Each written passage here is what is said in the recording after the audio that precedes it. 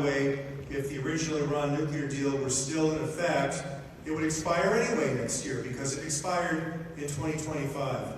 Racing for nuclear weapons, planting proxy groups to surround Israel with what Iran calls the so-called axis of resistance. Hezbollah in Lebanon, armed with over 100,000 missiles, rockets, cruise missiles that can strike any target from Haifa to Beersheba and everything in between. The Houthis in Yemen, armed with Iranian cruise missiles and drones, shooting at it a lot. By the way, Aqaba is right next to Eilat, and I understand unofficially that Aqaba has been saved from hits by Houthi missiles several times by the Israelis over the last few months. Iranian proxies in Iraq, right next door, in January of this year, attacked a United States military base in northeastern Jordan with drones, killing 3 U.S. service members and wounding 40, some of whom quite seriously. Is Iran a threat to Israel? Of course it is. Iran has sworn to destroy Israel. Iran saw the pieces on the chessboard, Daphna, the Abraham Accords, the negotiations last year that could have led to a deal between Saudi Arabia, Israel, the U.S., and the Palestinians, a package deal whereby the U.S. would enter into a defense pact with Saudi Arabia. The Israelis would recognize a path forward toward Palestinian statehood, and Saudi Arabia would normalize with Israel, establish diplomatic relations. The one party that did not want that to happen was Iran. And the Wall Street Journal reported shortly after October 7th that it was Iran that gave the green light to Hamas to commit these horrific crimes on October the 7th. Who has benefited from this war more than any other country? It's Iran. Iran is a threat to Israel, and Iran is also a threat to American interests. And by the way, and I'll stop here, Daphna, Iran launched hundreds of missiles and drones in Israel just a couple of months ago. We all remember that night, that horrible night. The first ever direct Iranian attack against Israel. What if one of those rockets had pierced through the Iron Dome and struck the Al-Aqsa Mosque in Jerusalem? You know who would have been blamed. Not Iran. They would have said the Israelis did it. We came very close to World War III that night. That is why the United States of America is equally under threat from Iran. This is an issue that has got to be dealt with. Thank you.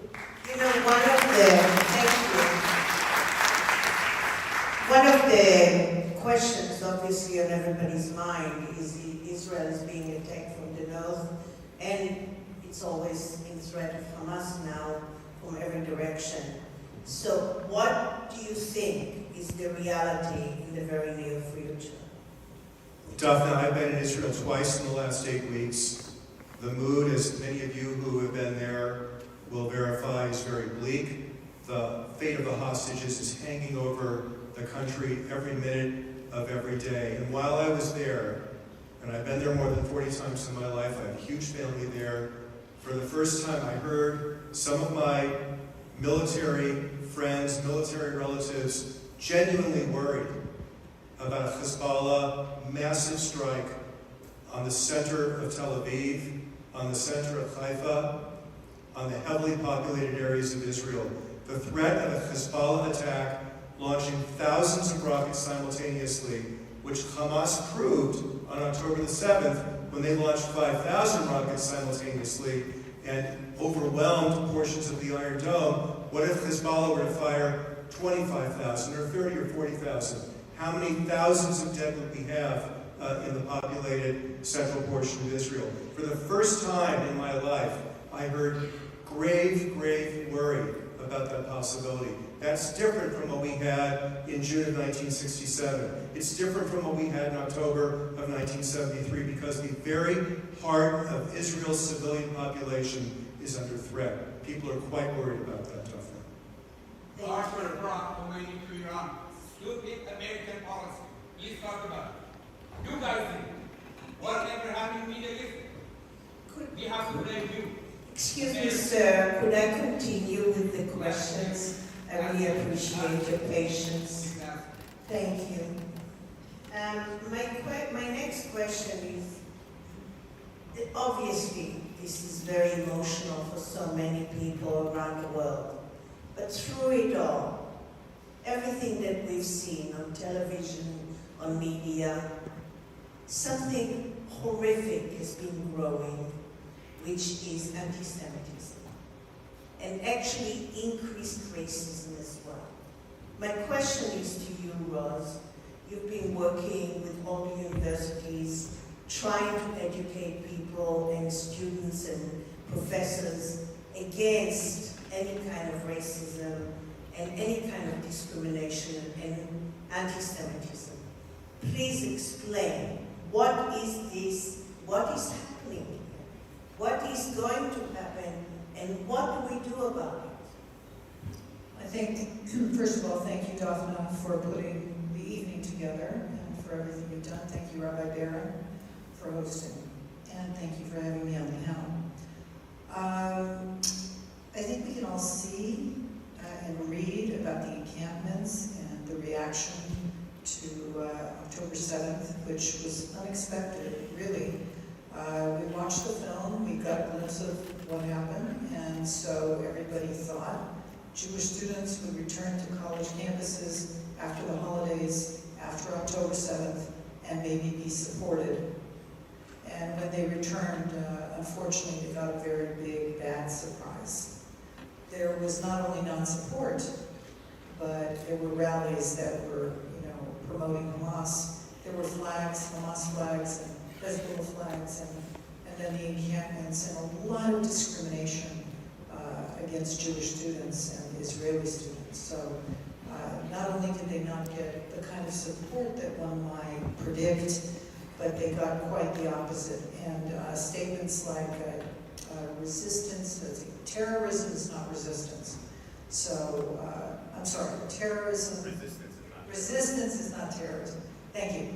And so resistance is not terrorism. So everything we saw on October the 7th, including the rapes, including the torture, including the kidnapping, and by the way, I just want to say, we should all hold in our hearts that there are 120 hostages still being held as we sit here on this stage, and we know for a fact that 44 are dead. So time is running out, and we need to do everything we can to lift up the stories, but also to push for their release.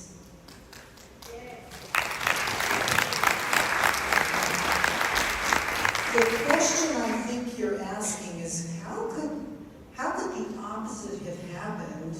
Exactly. And students really came back to school hoping, not just in colleges, by the way, but that's what we see in the news, but also in high schools. 100% of our Jewish students in high schools are telling us that they're experiencing anti-Semitism. So it's really big, it's really bold, and I'm a daughter of 2 Holocaust survivors. I think this is a flashpoint. I think there's a lot of ignorance out there. It's why we do the work we do at Stand With Us. We have to educate people like the film has done tonight. Hopefully people learn something new and will take it back with them. Education is a road to peace. We have to promote that, because without it, the ignorant people who have no information are very susceptible. They're very vulnerable to lies and misinformation. And so, we have students that are running this whole anti-Semitic push, and then we have all the other students who are following along because they don't have information. So, we need to continue to promote good, solid facts out there. It's interesting because I was on a call actually with quite a number of Congress people. I took actually the Black Caucus to introduce them in Israel to the new industry some time ago. And I was on a call, and AOC said something that shocked me. She actually said that it's time for the Palestinians to have their country back. And she meant Israel. And I said to her, why do you think that that's so? And she said, well, it says so everywhere in history books and everything. So I said to her, how many times do you think Jerusalem is mentioned in the Quran? And she said many times. I said, not once. How many times Jerusalem is mentioned in the Old Testament and the New Testament? It's almost every second page. But it shocked me, the level of ignorance within our own leaders. And I'm not talking about politics. I'm just talking about the need for education. Right, and I want to just end with one very, very important thing, and that is this is a moment in time when we hear our students asking for help. We hear them, and shame on the universities for not following their own rules on their campuses. Shame on them. And we need to push them to do so, but we need to also stand by the sides of our students. This is a moment when we need to help them feel their pride and help them express themselves and let them know that they're not alone. Thank you for that. You know, which brings me to you, Zinab. You know, you have really created quite a following of Muslim young communities. And you've been speaking against anti-Semitism and really speaking about October 7th and writing about it. And I read your Wall Street Journal piece. And I was very touched. And I wanted to know, you're Muslim, what did it all mean to you? And why have you decided to take such a stand against anti-Semitism? Thank you, Daphne. To answer this question, I'll kind of start with why I started Mala. Our works predated October 7th. And I will say that since 9/11, Muslim American voices such as myself have been bullied into silence. And I call this coerced cohesion. If we dare to speak out against extremism, against anti-Semitism, against violence in our own communities, if we dare to do that, we are called traitors, bigots, Islamophobes. The word Zionist is spit at us as if it's some sort of slur. Either that or our voices become tokenized. The left and the Islamists have had a monopoly on Muslim American representation since 9/11.